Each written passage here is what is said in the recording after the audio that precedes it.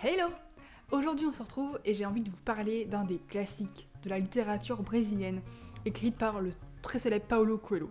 Paulo Coelho, si ce nom vous dit rien, c'est pas grave, mais ce qu'il faut savoir sur lui, c'est que c'est déjà un des plus grands auteurs brésiliens originaire de Rio de Janeiro, et que ce livre figure en tête des listes de best-sellers un peu partout dans le monde.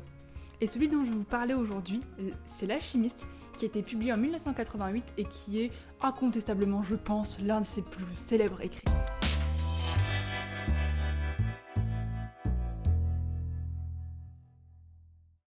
L'histoire me raconte celle d'un berger. Un berger qui, alors qu'il est rentré au village, un peu excité à l'idée de retrouver la très belle jeune fille qu'il avait rencontrée l'an passé, croise le chemin un peu inattendu d'un roi.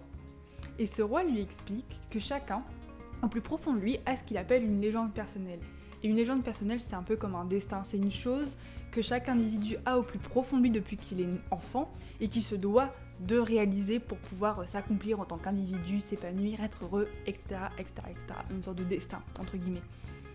Et donc il lui fait part de sa légende personnelle et lui explique que lui, c'est d'aller trouver un trésor au pied des pyramides. Donc le berger, ni une ni deux, il croit le roi, il vend ses moutons et il vire vers les pyramides d'Égypte. Sauf que le chemin va pas du tout être aussi simple que prévu, aussi carré, pas du tout. Entre-temps, il va y avoir plusieurs péripéties qui vont faire que le berger va se retrouver à vendre des cristaux chez un marchand de cristaux du coup. Il va se retrouver à traverser le désert avec un Anglais qui va apprendre la chimie, il va rencontrer l'amour, il va rencontrer la richesse, bref, plein de choses qui viennent se mettre un peu dans ses roues. Et la question qui va vite se poser, c'est est-ce que, après avoir abandonné une première fois sa vie, ses moutons, est-ce que le berger va la refaire une deuxième et troisième fois pour finalement aller en Égypte, au pied des pyramides? Et finalement, au pied des pyramides, va-t-il seulement réussir à trouver quelque chose? Est-ce que cette histoire était réelle? Voilà, toutes ces questions qui se posent et qu'on découvre au fil du livre. L'Alchimiste, c'est le deuxième livre de Paulo Coelho que je lisais. Et alors, autant dire que j'ai été surprise parce que par rapport au premier, le premier c'était Hippie, il est complètement, même radicalement différent, rien à voir. Et j'ai beaucoup aimé. L'Alchimiste, c'est un roman très philosophique qui va amener à réfléchir sur la condition humaine, sur ses ambitions, sur sa vie en fait tout simplement. Paulo Coelho nous amène à réfléchir, à faire une espèce d'introspection et à revoir un peu la place qu'on a dans ce monde en réalité. Le roman est assez surprenant, très surprenant même, avec par exemple des personnages qui n'ont pas de nom.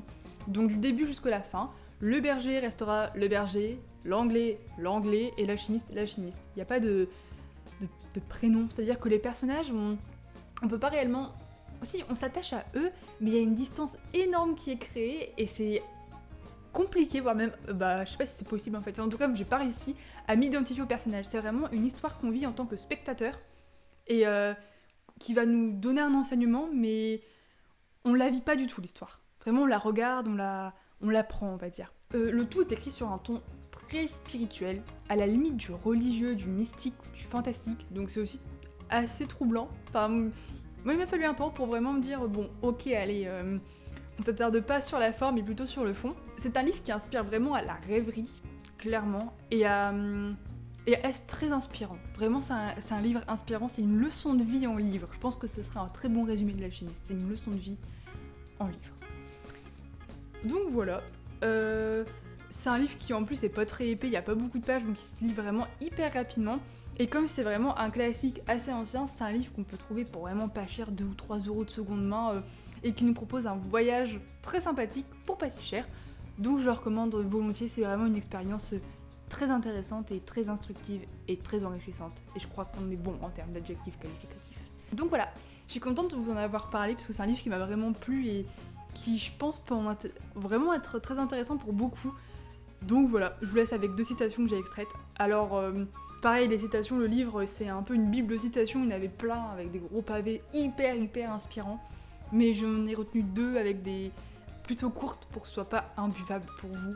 Et de toute manière, toutes les autres seront mises sur le site internet que je remets en description. Et là, si vous voulez en avoir plus. Voilà, sur ce, je vous dis à la semaine prochaine, à dans 15 jours, et à très bientôt. Et prenez soin de vous, plutôt, c'est ça, la phrase.